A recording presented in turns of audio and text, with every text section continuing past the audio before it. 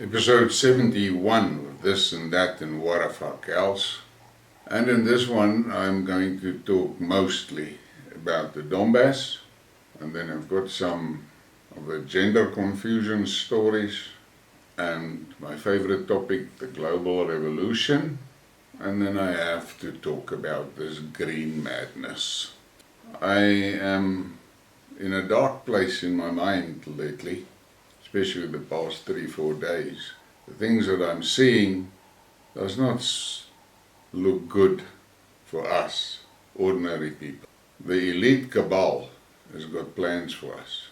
And what astonishes me most is that the people seem to be reluctant to really sit down for a moment and just think about the consequences of all this shit that they are promoting.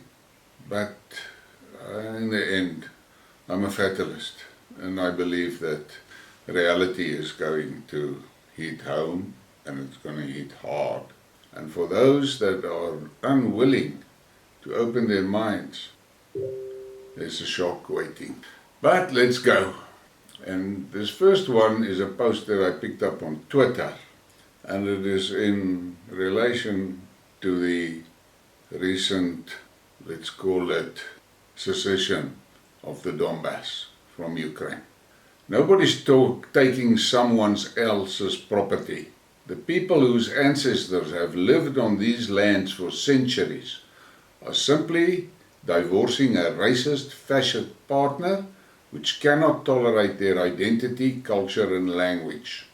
And think about it, it's very similar to what is happening to us, the Afrikaners here in South Africa. And then I'm just going to show you some screenshots. I'm going to show you some screenshots of people that went to the Donbas to observe the referendums that was held there.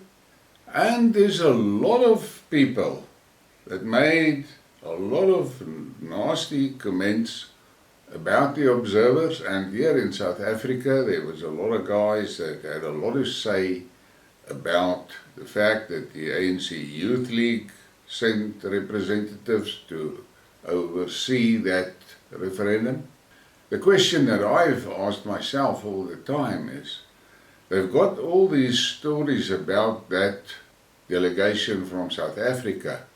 Where is the other political parties? Where is the DA? Where is the Freedom Front? Why didn't they send representatives? I'm 100% sure if they went to the Russian embassy and said we want to go and observe, they would have had all the opportunity to get there and be safe. Now, here in this first picture is the European ones, and take note, they are labeled immediately as far right. And then they couldn't miss it, and they had to say it was pro-Russian bloggers and commentators. Now what I'm asking myself is, where the fuck is the pro-EU observers? And then we get to this one, and once again look at the heading, former and fringe diplomatic figures and failed politicians. That's how they like to label these people. And then the African National Congress Youth League. And I am still just wondering, where is the observers from the European Union? Where's the observers from America? Where's the observers from South Africa? But that is how it works. And then I looked at a video from Patrick Lancaster, and he was making the video just after the Krim Bridge was blown up, and he was in Crimea. He was talking to ordinary people on the street. And this lady's interview was for me very interesting to listen at. This was on a question about Zelensky, and she said, he himself came out and told reporters that we should not live. I shouldn't live, she shouldn't live, why shouldn't we live? And Biden in general, I wanted to say a bad word, but I am sorry. And then she continues, Well, what? He is not a good person. He also has no nation.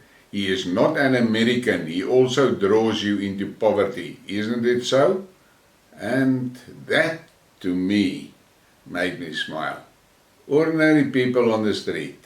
This is what they think of Biden. And then they asked her about Putin. He said, Putin? Putin, no. On the contrary, he compromises with everyone, but you do not want to listen, and your presidents do not want to, and Europe does not want to. That is a mouthful. And then this was the conclusion. I don't know why they get into this shit, but apparently they like this shit. To bathe once a month or even once a year. They like it. And we don't like it. Thanks. I had to smile. There were a few other nice ones also, but due to time constraints, I'll just stick to this one. And then this was quite disturbing.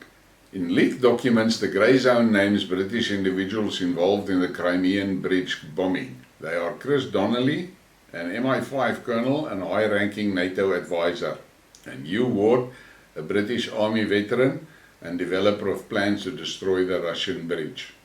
Now, all I'm going to say about this is that in many of the interviews that I see that was done by Patrick Lancaster, ordinary people on the street are referencing Anglo-Saxons a lot. And then, as I said in a previous Skidmark, the senior Russian government people, when they talk and give interviews, it is quite astounding how many of them specifically references the Anglo-Saxons. As I said previously, if I was living in the UK, I would be very nervous. And this is just some interesting fact. The Russians are busy rebuilding that Crimean bridge. And it is such a waste. But Putin warned them, don't attack infrastructure. For 8 months the Russians were fighting in the Donbas and they were avoiding infrastructure and preserving it as much as possible. But the Ukrainians, they destroyed everything where they went. And then they went ahead, they blew up that bridge, and that was the end of being nice. We are now in the 9th day, and the Russians are sending the Ukraine back into the Dark Ages. This was quite disturbing to read from the Sirius report. Back in early spring 2021, Washington tried to strike a deal with Russia. Namely, they could have Donbas in return for Moscow ending Nord Stream 2. What the fuck is that? It is amazing what these Americans are up to. But look at what's happening now around the Nord Stream. Now the German government is trying to cover for the guys that blew up that pipeline. But it seems like the citizens has had enough. I'm saying before the end of this year, we're going to see major political changes in Europe. And I am quite sure the European Union is done. The days are over. Europe lurches to right-wing parties, EU elite losing touch with reality. Political groups such as Germany's ADF, now the most popular party with voters in the country's eastern regions, with 27% of voters supporting them, are surging in popularity on the back of opposition to bloc policies and immigration.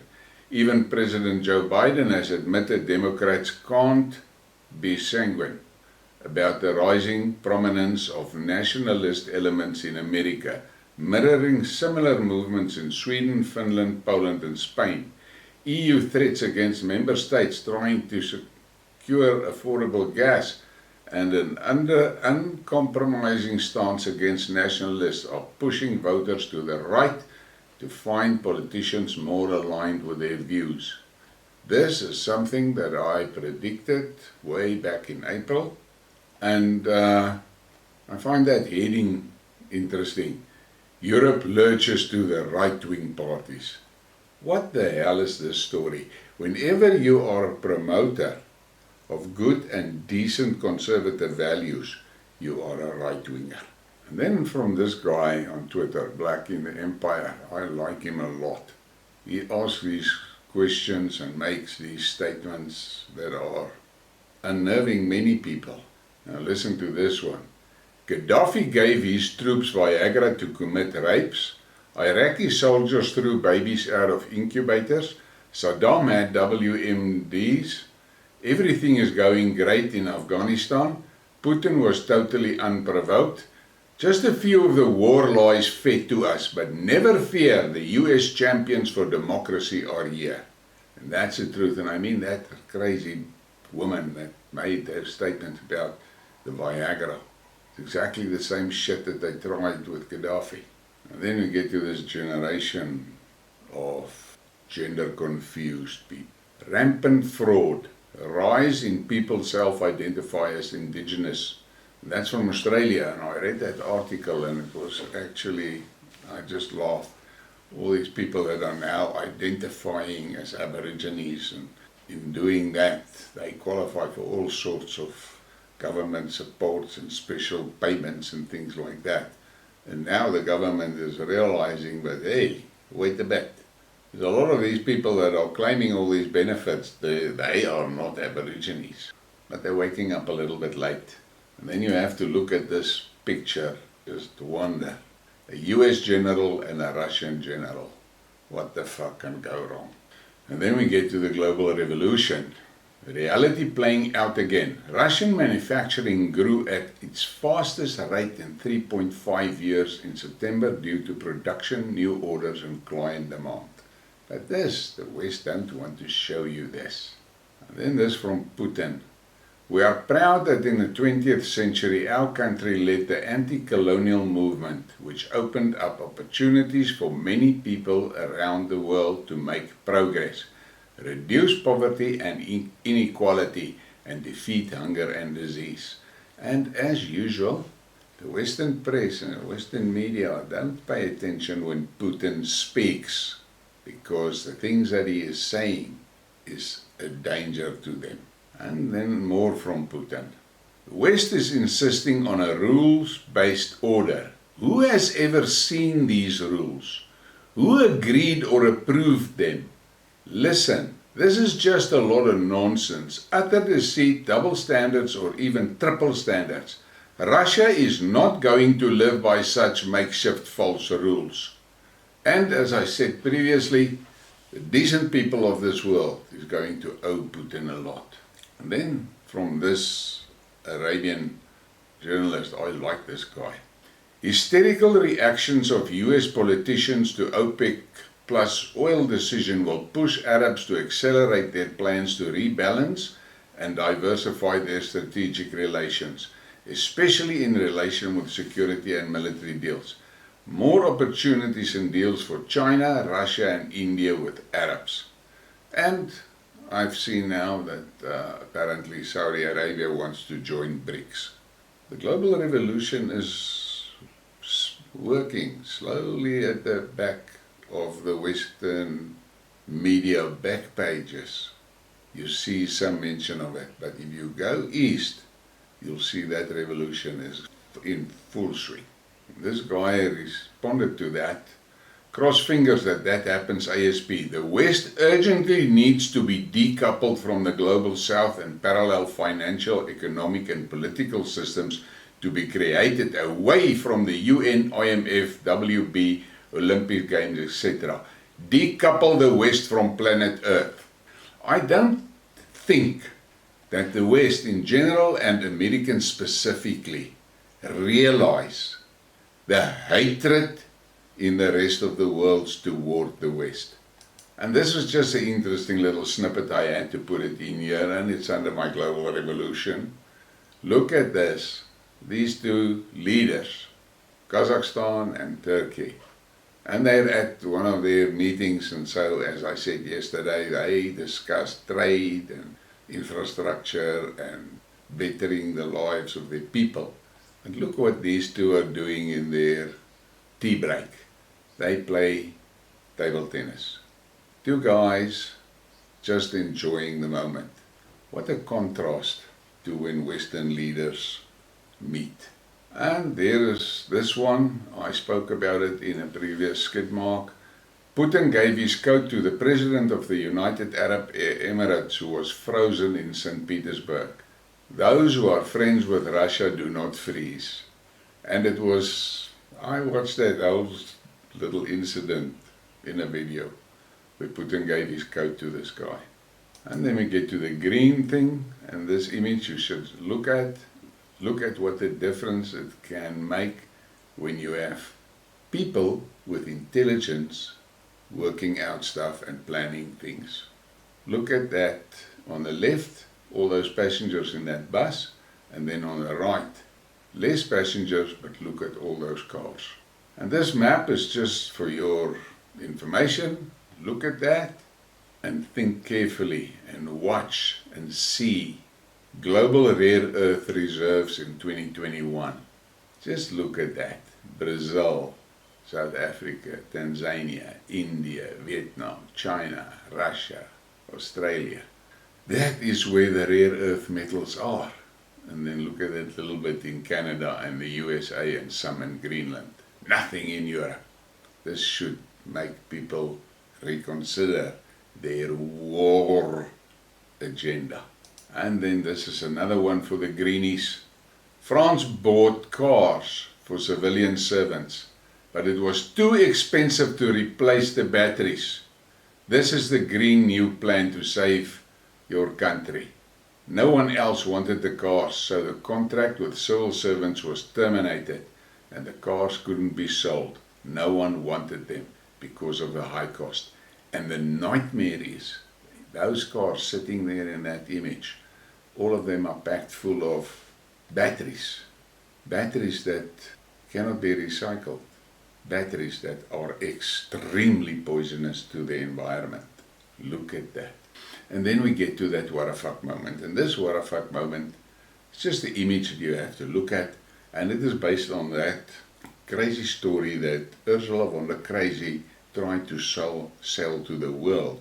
That the Russians are stripping washing machines and fridges to get chips out, to maintain their air force. And this guy made this little one. Look at that Russian fighter with the air conditioner strapped under its wing to keep it going. The world has gone crazy, and that Van der Crazy is gullible to say the least. But take note, as one single woman, she managed to destroy the European economy. I don't know when the citizens are going to wake up. Please hit the like and subscribe and share the thing, and thank you for your support.